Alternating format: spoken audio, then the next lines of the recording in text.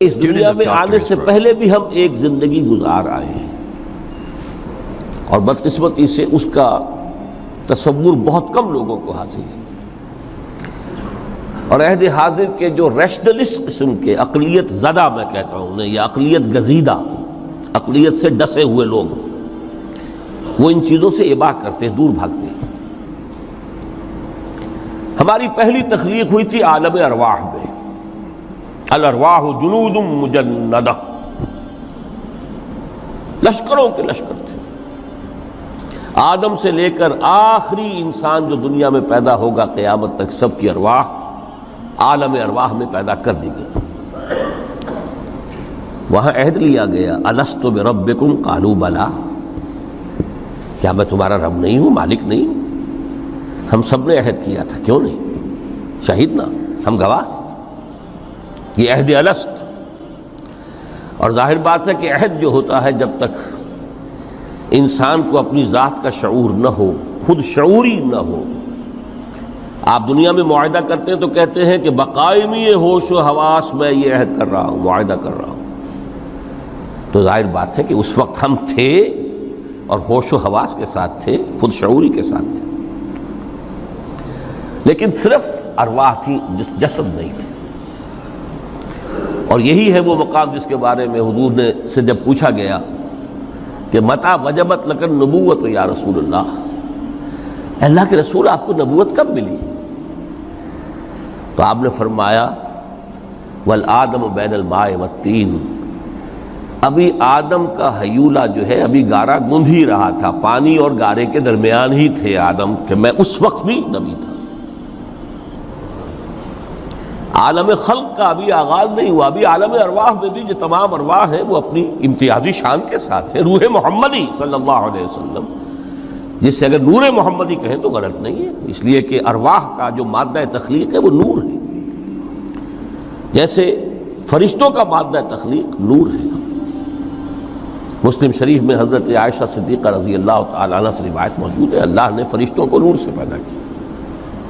روح، فرشتے روح ہیں، ارواح ہیں، روح القدس، روح الامین، اور ارواح انسانیہ بھی روح ہے، یہ سب ان کا مادہ تخلیق نور ہے۔ اس وقت ہم پیدا کیے گئے، صرف ارواح کی شکل میں ہم سے عہد لیا گیا اور پھر سلا دیا گیا۔ یہ پہلی موت تھی جو ہم پر وارد ہوئی ہے اس دنیا میں آنے سے پہلے،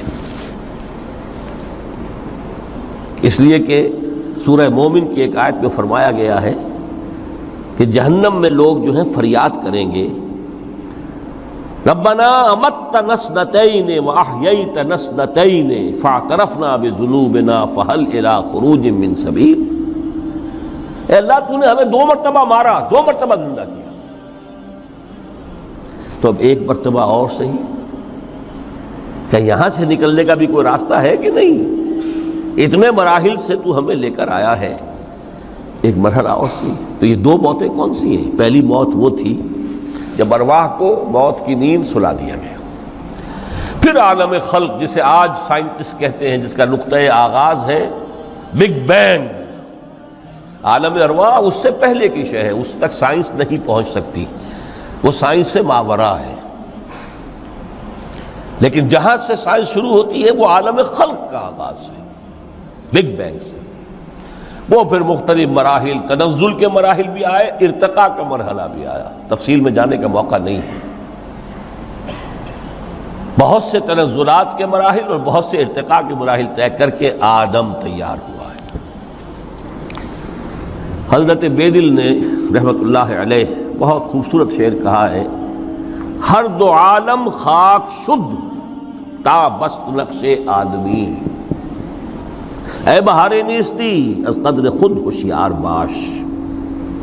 یہ پوری جو بھی کائنات کا جو سلسلہ شروع ہوا، بگ بینگ، اور بہت بڑے بڑے جو ناری کرے تھے جن کی کہ حرارت کا جب تذکرہ کرتے ہیں سائنسدان تو ٹریلینز اینڈ ٹریلینز آف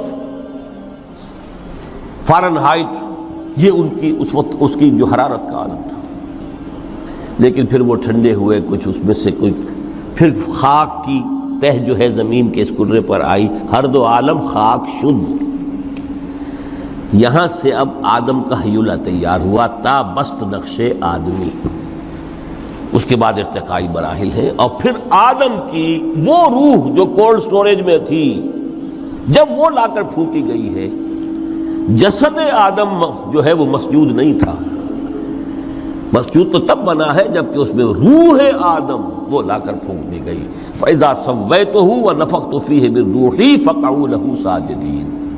یہاں سے حیات دنیاوی کا آغاز ہو گیا۔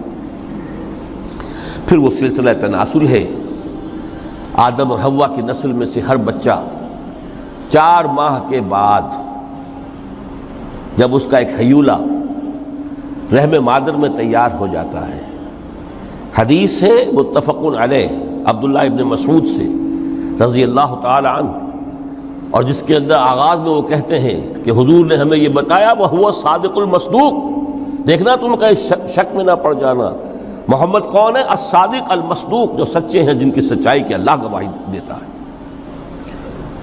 کہ رحم مادر میں 40 دن تم نطفے کی شکل میں ہوتے ہو، پھر 40 دن علقہ کی شکل میں ہوتے ہو، پھر 40 دن تو مضغہ کی شکل میں ہوتے ہو، پھر اللہ تعالیٰ فرشتے کو بھیجتا ہے جو اس میں روح پھونکتا ہے۔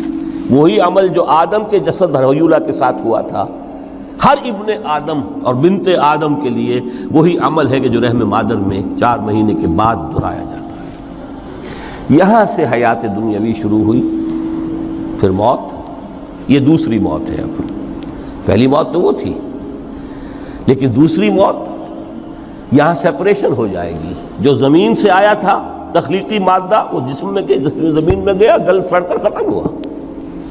جو وہاں سے روح آئی تھی وہ اس زمینی وجود کا جو لب لباب ہے، جان، نفس، اس کو لے کر اپنے ساتھ، اور وہ جائے گی عالم بالا کو۔ پھر یہ ایک وقفہ ہے، پھر بعث بعد الموت ہے۔ تو احیاء بھی 2 ہو گئے، ایک مرتبہ پہلی موت کے بعد زندہ کیا اس عالم میں، آنکھ کھلی اس عالم میں ہماری، یہ پہلا احیاء تھا۔ کیف تکفرون باللہ وکنتم امواتا فاحیاکم ثم یمیتکم ثم یحییکم ثم الیہ ترجعون۔ دوسرا احیاء وہ ہوگا قیامت کے دن، بعث بعد الموت، اور پھر اس کے بعد وہ زندگی ابدی زندگی ہے، ہمیشہ کی۔ یہ تصور سامنے رکھیے۔ تو یہ جو تھوڑا سا وقفہ، یہ تو زندگی بہت طویل ہے، تو اسے پیمانہ امروز و فردا سے نہ ناپ، جاویداں پیہم دماں ہر دم جواں ہے زندگی۔ اس میں یہ وقفہ جو ہے، خلق الموت والحیات لیبلوکم ایکم احسن عملا، یہ اس جسد کے ساتھ اس روح کا اتصال، اور یہ 30 40 50 60 70 80 100 برس کی عمر، یہ ایک وقفہ ہے، یہ امتحانی وقفہ ہے، تمہیں جانچا جا رہا ہے، پرکھا جا رہا ہے۔ ایکم احسن عملا۔ اب اگر تو 2 چیزیں انسان پر واضح رہیں، اور نہ صرف واضح رہیں، مستحضر رہیں۔ واضح تو ہو جاتی ہے ایک چیز، پھر آدمی بھول جاتا ہے، تو کوئی فائدہ نہیں دیتا اس کے۔ مستحضر ایک یہ کہ اصل زندگی آخرت کی زندگی ہے، طویل ہے۔ بل توثرون الحیات الدنیا والآخرۃ خیر وابقیٰ، کلا بل تحبون العاجلہ وتذرون الآخرہ، تم اس عاجلہ کو پسند کرتے ہو، اس دنیا کی زندگی کو تم ترجیح دیتے ہو، جبکہ آخرت ہے جو باقی رہنے والی ہے، ابدی۔ اگر تو یہ معلوم ہو، جیسا کہ سورہ عنکبوت کی آیت کے حوالے سے میں نے آپ کو آیت سنائی کہ وما هذه الحیات الدنیا الا لہو ولعب وان الدار الاخرۃ لہی الحیوان لو کانوا یعلمون، اصل زندگی جو ہے وہ آخرت کی زندگی ہے، کاش کہ انہیں معلوم ہوتا۔ ایک حقیقت تو یہ معلوم ہو اور مستحضر رہے کہ اصل زندگی آخرت کی زندگی ہے، اور دوسری حقیقت یہ کہ یہ دنیا کی زندگی ایک امتحانی وقفہ ہے۔